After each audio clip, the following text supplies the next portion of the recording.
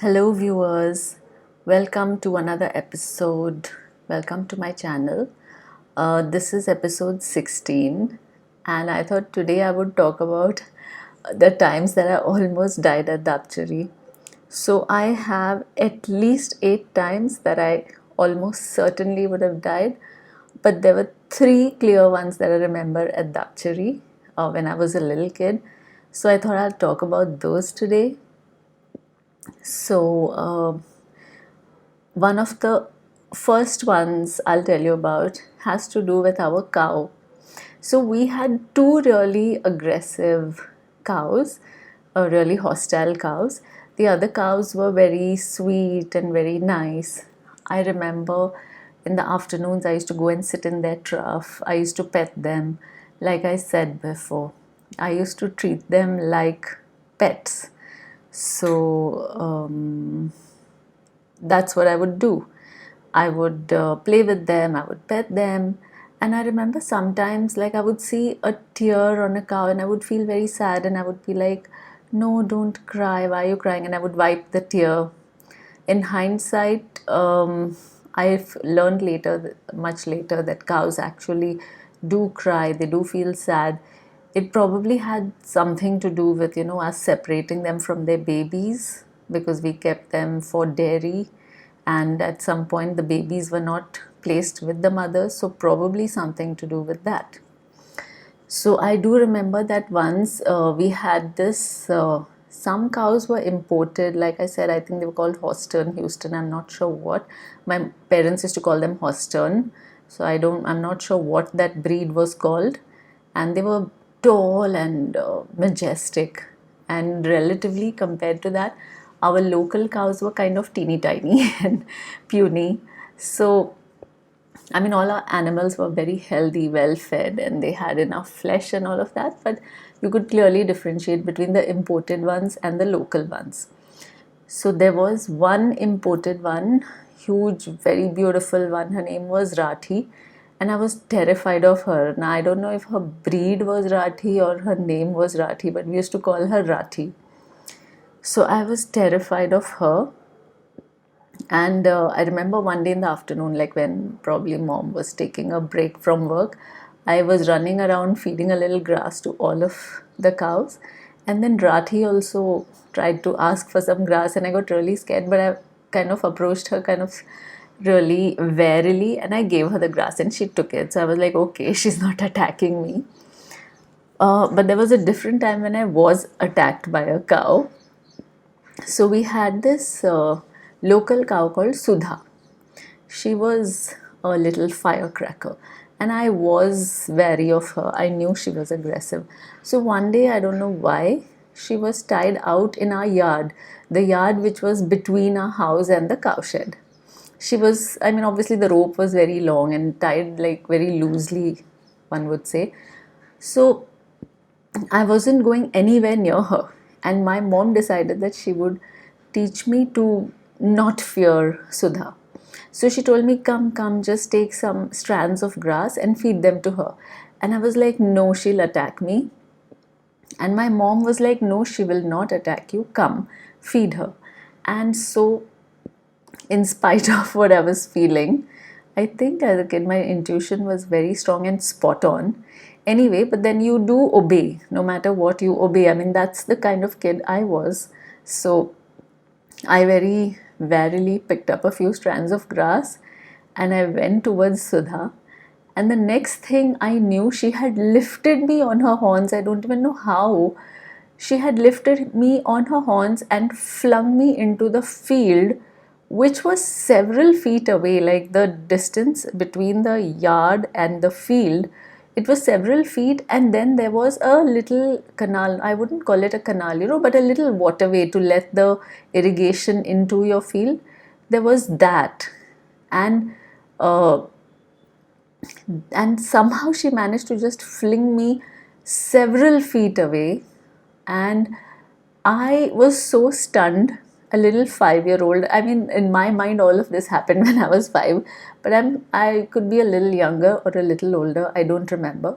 So I was so stunned. I was lying in the field, And then from the corner of my eye, at the sidelines of my vision, I saw her approaching me. So she was not really tied, she was just there. It was like tied for namesake. So the next thing I knew, she was running towards me to attack me again, to gore me probably. I don't know. And that's when I realized that, oh my god, she's not leaving me alone. And then I was going to lie there in shock, but seeing that, I got up and fled to my mom. And then I told my mom, I was like, Mom, I had told you that she would attack me. And then I don't remember what happened afterwards, but I remember this much very, very clearly. So I would count that as the first time I almost died, or would have been very badly injured, at least at Dapchari. Um, then a second incident had to do with cow dung, again with cows. So if you remember, I had told you about uh, the gobar gas, the biogas thing that we had, and there was a huge pit, and then there was they used to process the cow dung. They used to kind of mix it with a little water and then let it into that pit, and then the gas was captured in some kind of system, and then the gas was used for cooking in our house. So I remember once there was a bunch of these Adivasi laborers. Like I had told you, these people would walk around the units looking for work because there were all these fields my dad had set up. Remember, I told you my dad had set up these units. And then afterwards, we also bought one of those units to try and run our business, a dairy and poultry and farming business, whatever that would be. So one day a bunch of laborers had come, and mom and dad hired them and told them a bunch of work to do, and they were to go to the side of the field which was near the stream. Remember, I told you there's a stream, and sometimes we used to play near the stream, and I loved going near the stream, and I was such a good little girl. I would always take permission and that kind of stuff. So when I realized that they were going towards the stream, I took permission. I asked my mom, can I also go with them when they are near the stream, and I'll play over there? And mom said, go ahead. So I started following them. Meanwhile, they had started walking ahead. So I started following them, and as I was following them, at one point, there was a gap. So there was a gap while I was crossing. There was a path, and on one side, on the left side of the path, was that irrigation way, and on the right side was our house and everything. So on the left of that little path which went towards the stream, you had the irrigation way, and then you had our fields on the left, and then ahead of that was Sasane's fields, and ahead of that was Sasane's house, and on the right was our house, and then the cow shed, and then the biogas thingy, and then some more fields of ours on the right. So I started following these laborer women, and as I was following them, there was a gap in that path. It had been dug up to give some way to that irrigation, and me being really tiny, I could not jump across it. I could not cross. So as those women, like, they didn't care. They are just laborer women, so they didn't care. They were just walking up to that part of the field. So me, soft, timid little girl, I was following the last laborer girl or woman, and then I called out to her and I said, Didi, can you help me to cross this? I can't cross this. So she just ignored me, or she didn't hear me, or whatever. She didn't care. She just walked ahead. They didn't even care that there was some little girl trying to walk with them or whatever. They were just in their own thing. So then I looked and I was like, now what do I do? On the left was the irrigation thing. It was deep, the water that flowed, and ahead of that was the field. So I could not go around that. Obviously, that itself was the reason that there was a gap over there. So then I looked to my right and I saw solid dry ground, and I was like, oh, I'll just walk around this and I will go ahead, follow the laborer ladies. So in the meantime, when I paused, I called out, I thought, they went a bit ahead. So then I stepped to my right onto what I thought was dry ground, but surprise, surprise, that was not dry ground. That was a dry layer on the cow dung pit. So I had stepped on kind of gel consistency, semi-liquid cow dung, and I kind of started going down into it. And that's when I had the horrified realization, even as a very small little kid. I knew, like, I had seen the construction of that pit earlier. I knew that was a very, very deep pit, and I had like visions flashing in front of my eyes of me just going down and drowning in cow dung. So, one of the times that I almost died, I would have died in cow dung, drowning, breathing in cow dung, getting it into my belly, into my nostrils, into my lungs. That's how I would have died. But I obviously did not die. So now what I realized was that that dry layer, when I had taken 3 or 4 steps, it gave way and I started sinking into it. And then there was nothing I could do. I continued sinking. So then I just kind of spread out my arms, and that's what stopped me. And then that was not a very thick layer, it was probably a 1 inch thick layer of cow dung, a dry layer of cow dung, and the rest of it was all very custard, like runny custard consistency, quite jelly, not even a thick jelly, it was quite runny, I could feel that. So now what I did was I started calling out loudly, because I was not that far from the house. I was like ahead of the cowshed, ahead of the banana trees. But still, if I had called out, someone at the house could hear me. So mom, dad, and my sisters were sitting at the veranda. I think they were oiling hair. It was a weekend, something like that. And I started calling out. But nobody could hear me because Sasane was running his tractor that day in his field, and his tractor was so loud it drowned out my voice completely. And I kept calling and shouting and screaming, and nobody could hear me.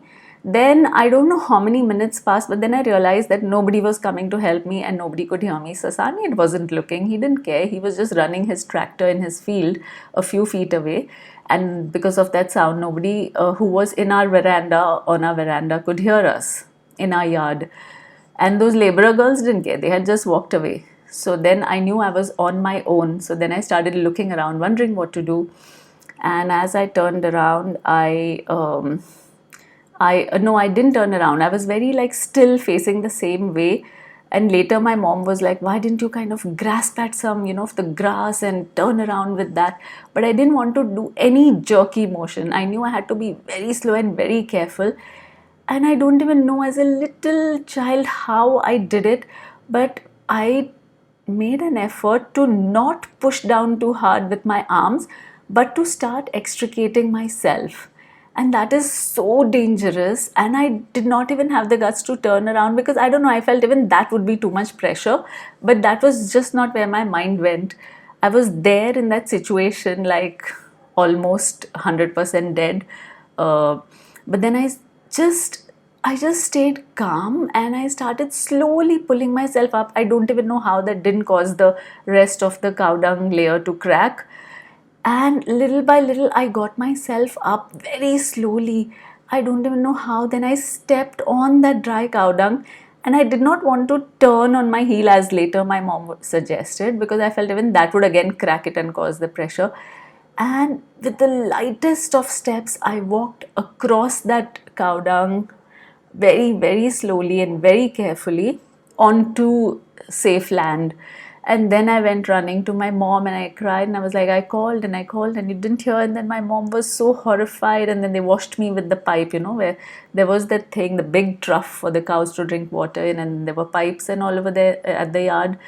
They washed me and they hugged me, and my mom was like, oh no, we didn't hear you because of the tractor.